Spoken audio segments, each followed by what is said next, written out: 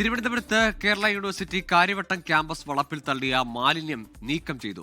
നഗരസഭ ചുമതലപ്പെടുത്തിയ clean Kerala company ലിമിറ്റഡാണ് മാലിന്യം നീക്കിയത്. റെയിൽവേയാണ് ക്യാമ്പസ് വളപ്പിൽ മാലിന്യം നിക്ഷേപിച്ചതെന്ന് ആരോപണമുയർന്നിരുന്നു. നഗരസഭ നോട്ടീസ് നൽകിയിട്ടും മാലിന്യം നീക്കാൻ റെയിൽവേ തയ്യാറായില്ല. രണ്ടാഴ്ചയ്ക്ക് മുമ്പാണ് ടൺ കണക്കിന് മാലിന്യം ക്യാമ്പസിലെ കോമ്പൗണ്ടിൽ നിക്ഷേപിച്ചതായി കണ്ടെത്തിയത്.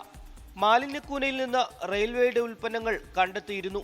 വലിയ പ്രതിഷേധമുണ്ടായതോടെ നഗരസഭാ ജീവനക്കാരെത്തി കഴക്കൂട്ടം പോലീസിൽ പരാതി നൽകുകയും റെയിൽവേക്ക് 48 മണിക്കൂറിനകം മാലിന്യം മാറ്റണമെന്ന് കാണിച്ച നോട്ടീസ് നൽകുകയും ചെയ്തു. എന്നാൽ നോട്ടീസ് നൽകി ഒരാഴ്ച പിന്നിട്ടിട്ടും റെയിൽവേ മാലിന്യം നീക്കാൻ തയ്യാറായില്ല.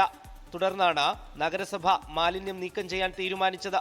നഗരസഭയുടെ നിർദ്ദേശമനുസരിച്ച് ക്ലീൻ കേരള കമ്പനി ലിമിറ്റഡ് മാലിന്യം നീക്കം ചെയ്തു. 2 ദിവസങ്ങളിലായി 40 ടൺ മാലിന്യം നീക്കം ചെയ്തതായി ക്ലീൻ കേരള കമ്പനി ലിമിറ്റഡ് അറിയിച്ചു. മാലിന്യം നീക്കം ചെയ്യുന്നതിന് ഏകദേശം 3 ലക്ഷം രൂപ നഗരസഭ ക്ലീൻ കേരള കമ്പനിക്ക് നൽകണം. ഈ പണം നഗരസഭ കമ്പനിക്ക് നൽകിയ ശേഷം കോടതി വഴി റെയിൽവേയിൽ നിന്ന് ഈടാക്കാനാണ് നീക്കം. 5 ലക്ഷം രൂപ ആവശ്യപ്പെട്ട് നഗരസഭ കോടതിയെ സമീപിച്ചെന്നാണ് വിവരം. 24 തിരുവനന്തപുരം. ലോകത്തെവിടെയായാലും ഏത് സമയത്തും 24 വാർത്തകളും ഓഗ്മെന്റഡ് റിയാലിറ്റി പാക്കേജുകളും എക്സ്പ്ലെയിനറുകളും വിശദമായി കാണാൻ ഞങ്ങളുടെ യൂട്യൂബ് ചാനൽ നിങ്ങൾക്ക് സബ്സ്ക്രൈബ് ചെയ്യാം.